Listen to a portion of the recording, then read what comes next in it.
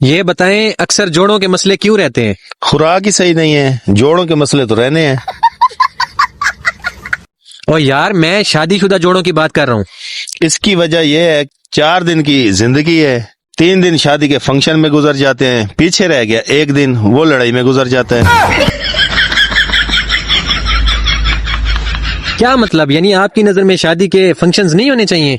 नहीं होने चाहिए, सादगी से रुखसती होनी चाहिए ताकि मियाँ बीवी को 4 दिन मिल जाए लड़ने के लिए। और यार शादी करके लड़ना जरूरी है क्या?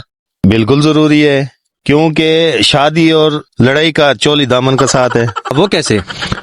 मुझे ही देख लो, पहले मैंने लड़ाई करके शादी की कि मेरी शादी करो मेरी शादी करो, और अब मैं शादी करके लड़ाई करता हूँ। और यार लाजमी तो नहीं है ना, शादी करके हंसी खुशी भी तो रहा जा सकता है ना? क्या दूसरी शादी करके? और नहीं यार, पहली शादी करके। हाँ, हंसी खुशी रहा जा सकता है। मुझे देख लो, जैसे मैं शादी करके हंसी से भी रह गया हूँ और खुशी से भी रह गया हूँ।